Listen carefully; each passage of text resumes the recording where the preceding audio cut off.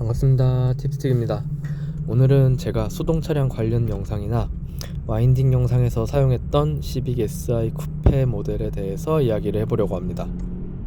해당 모델은 2008년식 혼다 시빅 SI 쿠페 모델로, 혼다에서 시빅이라는 차량이 1972년도에 1세대를 처음 출시하여 79년 2세대, 83년 3세대 모델이 출시되었는데, 이 시빅 SI 모델은 3세대 시빅을 기반으로 개발하여 84년부터 판매를 시작한 시빅의 첫 고성능 버전으로, 현재까지도 11세대 모델을 기반으로 한 SI 모델이 북미 쪽에서 판매되고 있습니다.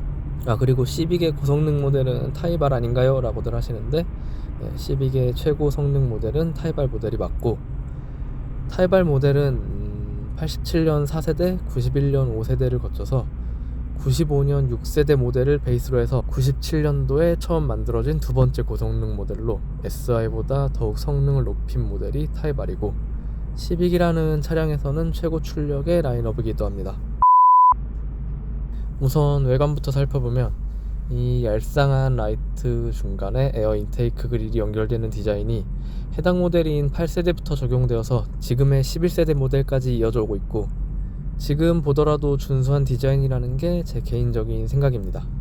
옆면을 보면 정통 투도어 쿠페 스타일의 유선형 라인을 가지고 있고, 보니까 트렁크 부분이 굉장히 짧다 보니 그린하우스 부분이 조금 높아 보이기도 하는데, 실제 차량의 전고는 그리 높지는 않습니다. 그리고 투도어 쿠페이다 보니 도어 자체가 굉장히 길고 두꺼운 편이라 좁은 공간에 주차를 하거나 했을 때 도어가 많이 열리지도 않고, 열려도 공간이 좁아서 타고 내리기에 굉장히 불편함이 있습니다.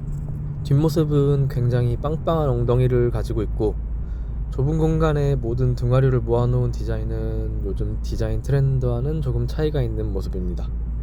그리고 SI의 특징인 낮은 리어 스포일러가 장착되어 있고, 타입 R 같은 경우에는 스포일러 높이가 뒷유리 중간 정도까지 오는 조금 높은 리어 스포일러를 가지고 있는 게 특징입니다.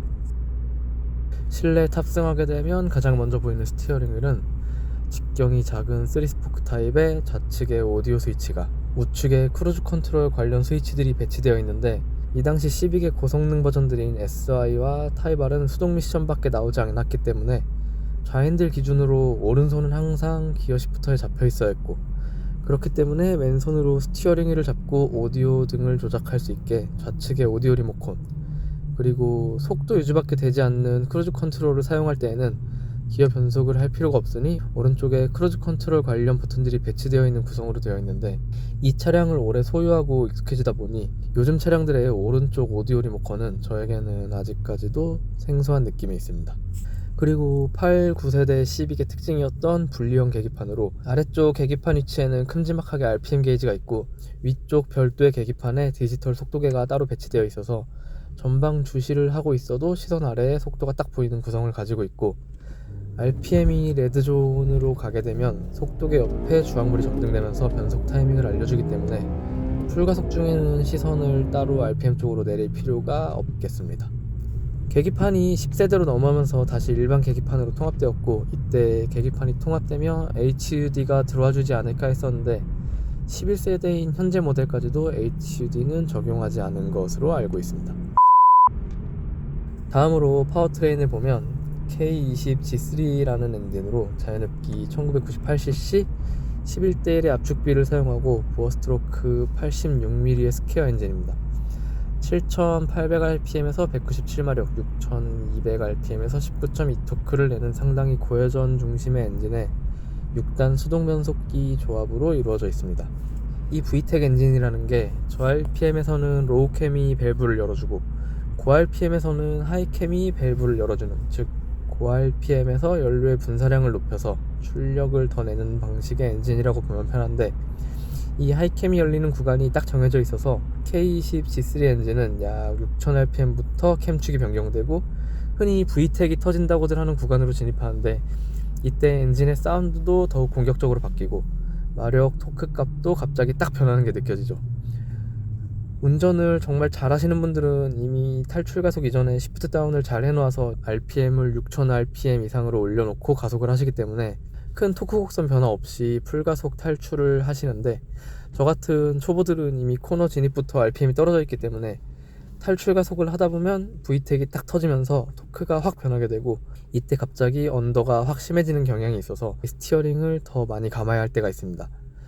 그래도 시빅 차량들은 전륜이라 스티어링을 조금만 더 감으면 되지만 S2000 같은 후륜 차량들은 갑자기 오버로 전향될 가능성이 있기 때문에, 그래서 S2000 같은 차량들이 멀쩡한 차량을 찾기가 좀 힘든 것 같습니다. 다음으로 차량 연비에 대해서 이야기를 해보려고 하는데, 이 차량이 고회전에서 캠축을 변경하는 방식으로 출력을 내는 차량이다 보니 VTEC이 터지는 구간으로 가면 이미 고회전 상태이기도 하고, 연료도 더욱 많이 들어가게끔 밸브를 깊게 눌러 열어주다 보니 엄청난 연료를 소모하게 되는데, 의외로 일상주행 구간인 3000rpm 이하에서는 저속캠을 사용하기 때문에 마력 토크는 높지 않아도 연비가 매우 잘 나오는 모습을 보여줍니다. 차량이 구형이라 실시간으로 연비를 보여주는 인디케이터는 따로 없긴 하지만, 제가 차량을 한 15년 이상 운영해오면서 체크해본 연비는 시내 주행에서 약 10에서 12km 정도의 연비를 보여주고, 고속도로 정숙주행을 하게 되면 약 18km 이상의 연비도 보여주기 때문에 고RPM의 사용만 자제한다면 상당히 좋은 연료 효율을 보여주고 있습니다. 지금까지 혼다 시빅 SI 쿠페에 대해서 알아보았는데, 혼다 코리아에서는 시빅이라는 모델을 기본 모델만 판매를 하고 SI나 타입 R 같은 모델들은 수입업체를 통해 구입해야 됐기 때문에 조금 생소한 차량이기도 하고, 11세대 시빅부터는 혼다 코리아에서 아예 차량 자체를 판매하지 않고 있기 때문에 더욱더 생소한 차량이 되어버린 것 같습니다. 그래도 드라이빙에 있어서는 굉장히 재미있게 즐길 수 있는 차량이기 때문에 간단하게 소개를 해보았고, 역시 아쉬운 점은 전륜구동 차량이라는 점이지 않을까 싶습니다. 영상은 여기까지이고, 영상이 재미있으셨다면 구독과 좋아요, 알림 설정 부탁드립니다. 바이바이.